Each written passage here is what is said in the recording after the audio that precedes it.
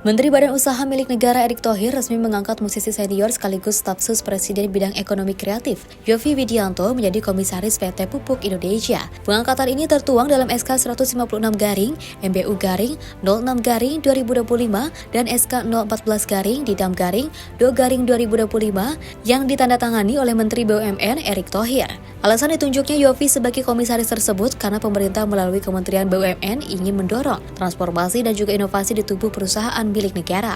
Dengan latar belakang di dunia kreatif dan komunikasi, Yovie dinilai mampu berkontribusi dalam pengembangan strategi komunikasi publik, penguatan citra perusahaan, serta pendekatan inovatif dalam penyampaian program-program pupuk Indonesia. Oleh karena itu, kehidupan staf sus Presiden Prabowo ini dapat memberikan perspektif yang segar melalui kapabilitas yang dimiliki dalam struktur komisaris perusahaan BUMN. Ya, pertama tentu ada haknya pemerintah di setiap perusahaan, terutama untuk BUMN ya, menempatkan orang-orang dia atau orang-orang pemerintahan seperti Yovie karena ini tidak melanggar aturan, dan saya kira juga ada baiknya juga kadang-kadang di sebuah perusahaan itu kita menempatkan orang yang tidak punya hubungan latar belakang sebelumnya dengan perusahaan tersebut, sehingga bisa mereka atau dia lebih lepas dalam mengawasi atau memberikan masukan-masukan untuk memperbaiki kinerja sebuah perusahaan. Jadi saya kira itu tidak ada yang salah dalam aturan, karena itu memang semacam memang jatahnya pemerintah untuk menempatkan orang-orangnya dalam sebuah perusahaan gitu. Tentunya Yovie mestilah memiliki satu latar belakang yang bisa memberi kontribusi. Justru keanekaragaman latar orang-orang yang menjadi komisaris misalnya di sebuah perusahaan itu akan mewarnai jalannya perusahaan, karena PT Pupuk tidak lepas dari usia komersialisasi.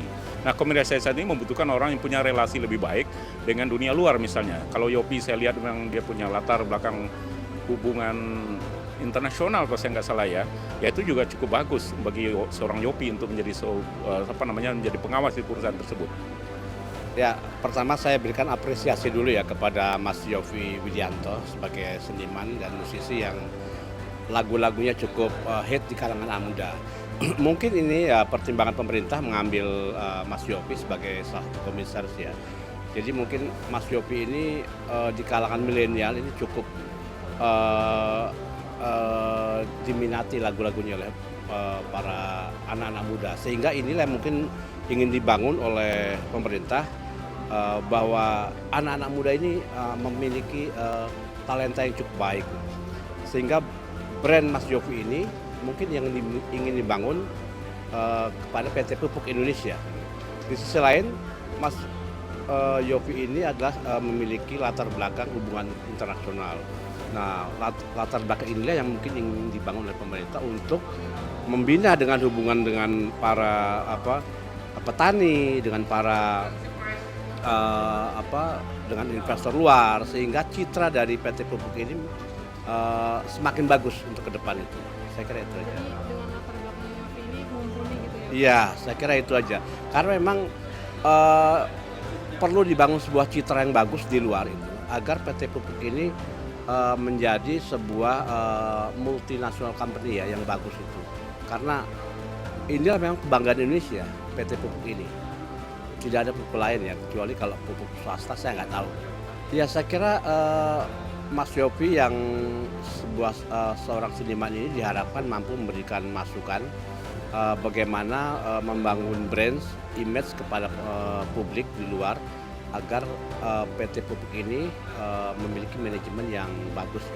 Ya, menurut saya sih sudah sangat tepat ya, karena Pak Yovie ini sebagai komisaris PT Pupuk Indonesia dan beliau juga staf sus Presiden Ekonomi dan Kreatif.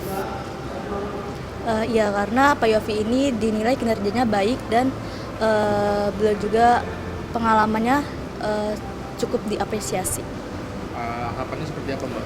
Semoga dengan adanya Pak Yovie ini dapat membantu berkontribusi di PT Pupuk Indonesia. Dari Jakarta, Farizal Davarizkiado, Sipo TV melaporkan.